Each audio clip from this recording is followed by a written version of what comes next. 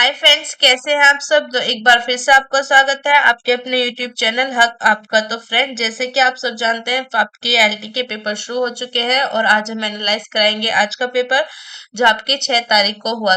6 तारीख का यानी कि आज 6 दिसंबर में हुआ है। तो अगर आप फर्स्ट टाइम चैनल पर आए हैं, चैनल सब्सक्राइब जरूर करना। तो शुरू करते हैं अपने पेपर को। तो फर्स्ट क्वेश्चन है हमारा, किस फसल को फसलों का ऊंट के नाम से जाना जाता है। तो कौन सी फसल है जिसे फसलों के ऊंट के नाम से जाना जाता है? तो वो है आपकी बाजरा। नेक्स्ट है हमारा, यदि किसी संख्या का 20% 50 है तो संख्या क्या है। यदि आपकी संख्या x है और उसका 20% है आपका 50, तो संख्या क्या हो जाएगी आपकी?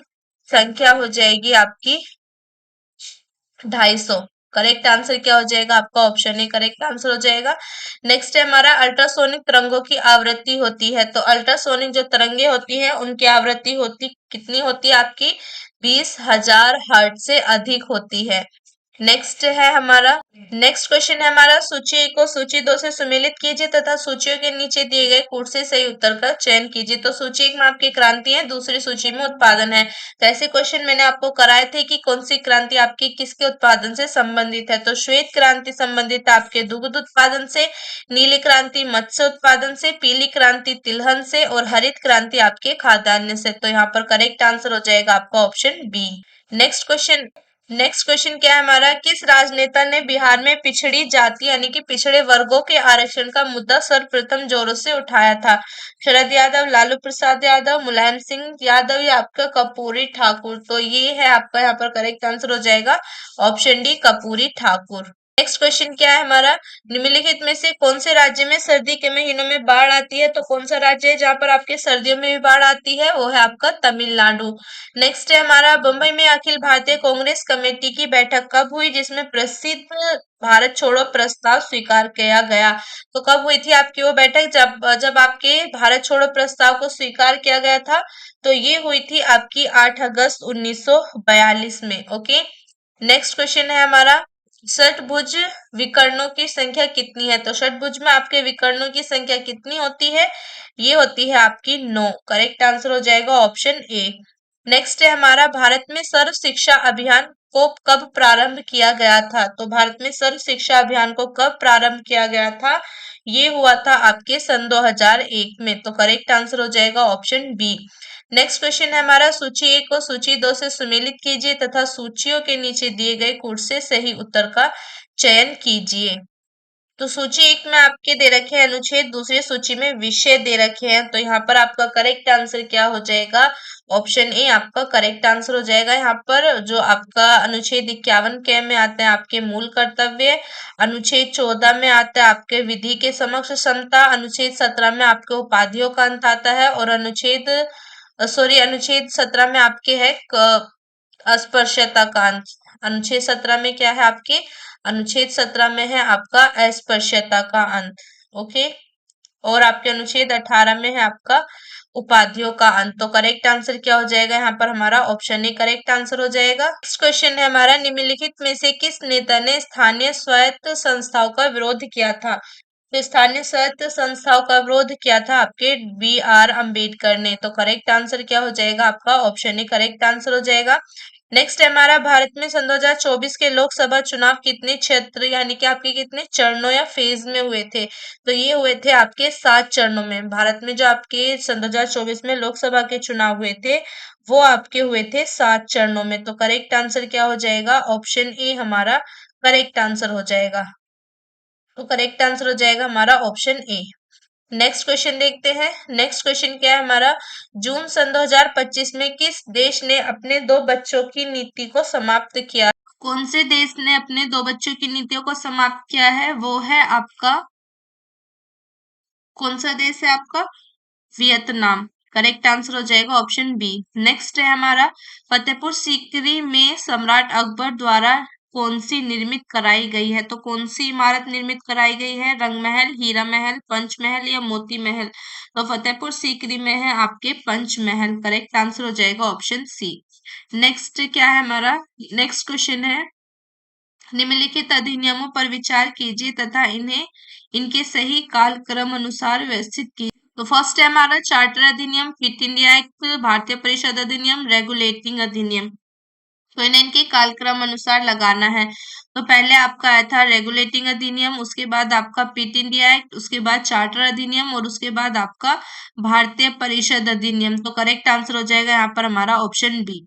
नेक्स्ट क्वेश्चन है हमारा, यदि संख्याओं का लहसे इतना है और उनका मैसे 27 है और यदि एक संख्या आपकी 189 है तो दूसरी संख्या ज्ञात कीजिए। तो यहाँ पर आपका करेक्ट आंसर क्या हो जाएगा?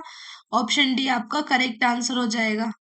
नेक्स्ट क्वेश्चन है हमारा, निम्नलिखित में से कौन सा एक खरपतवार सामान्यतः गाजर घास या आपका कांग्रेस घास कहलाता है? तो वो है आपका गोखरू। करेक्ट, सॉरी क्या है आपका? तो कौन सी है आपकी? पार्थेनियम। करेक्ट आंसर हो जाएगा ऑप्शन ए। नेक्स्ट हमारा, सूची को सूची 2 से सुमेलित कीजिए तथा सूचियों के नीचे दिए गए कूट से सही उत्तर का चयन कीजिए। तो यहाँ पर आपको बताना है प्रथम बौद्ध संगीति, द्वितीय, तृतीय, चतुर्थी आपकी कहाँ पर हुई थी? तो यहाँ पर आपका करेक्ट आंसर हो जाएगा ऑप्शन बी। पहली हुई थी आपकी राजगृह में, दूसरी हुई थी आपकी वैशाली में, तीसरी हुई थी आपकी पाटलिपुत्र में और चौथी हुई थी आपके कश्मीर में। तो करेक्ट आंसर क्या हो जाएगा? ऑप्शन बी करेक्ट आंसर हो जाएगा। नेक्स्ट क्वेश्चन है हमारा, ऑनलाइन गेमिंग पर संवर्धन और विनियमन से जुड़े विधेयक के दौरान सरकार ने खुलासा किया कि लोग हर साल करीब 20,000 करोड़ गंवा रहे हैं। लोकसभा में यह बिल कब पेश किया गया था? तो ये पेश किया गया था आपके 20 अगस्त सन 2025 में। नेक्स्ट है हमारा भारत में सकल घरेलू उत्पाद जीडीपी में वर्तमान वर्षों में सबसे अधिक अंशदान आता है। तो ये कहाँ से आता है? आपके सेवा क्षेत्र से आता है। करेक्ट आंसर हो जाएगा ऑप्शन ए।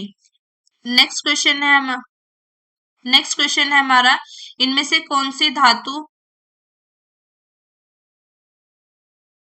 तो नेक्स्ट हमारा, इनमें से कौन सी धातु साधारण ताप पर जल से अभिक्रिया करती है? तो कौन सी धातु है? सोडियम, मैग्नीशियम, पारा या एल्यूमिनियम? तो ये है आपकी सोडियम। सोडियम धातु जो होती है वो आपके साधारण तापमान पर जल से अभिक्रिया करती है।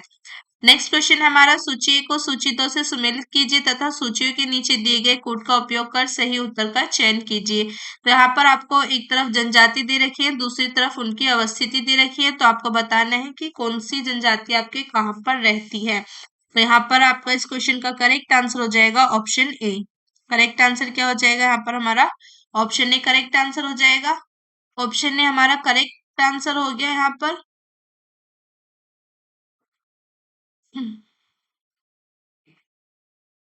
ऑप्शन ए करेक्ट आंसर हो गया यहाँ पर हमारा।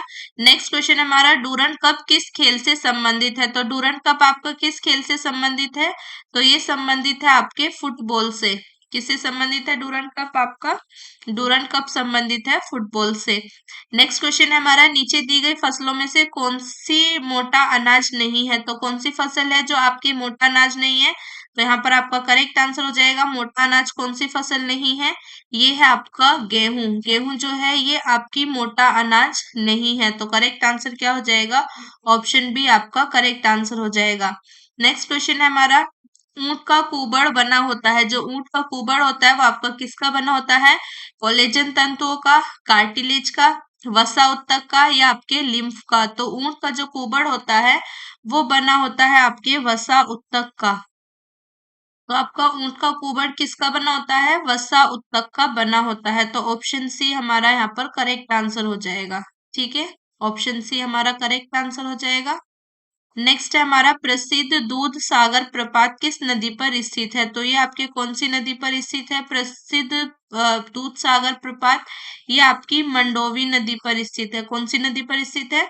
मंडोवी नदी पर स्थित है। तो करेक्ट आंसर क्या हो जाएगा यहाँ पर हमारा?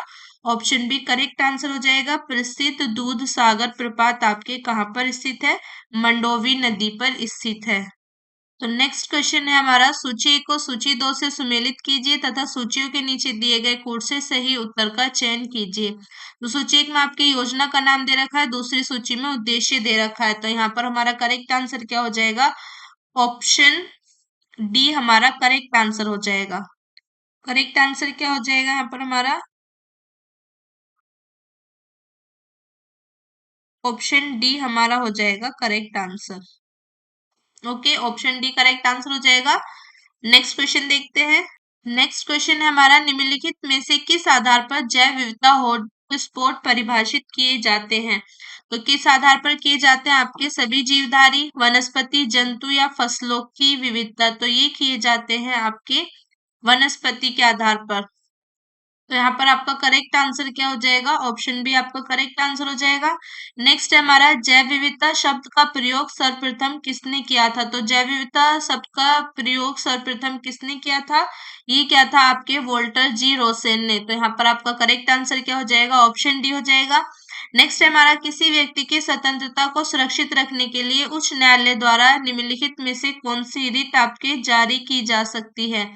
तो कौन सी रीत जारी की जा सकती है? आपके परमादेश, बंदी प्रत्यक्षीकरण या आपके अधिकार परीक्षा या आपके प्रतिषेध। तो ये आपकी हो जाएगी बंदी प्रत्यक्षीकरण।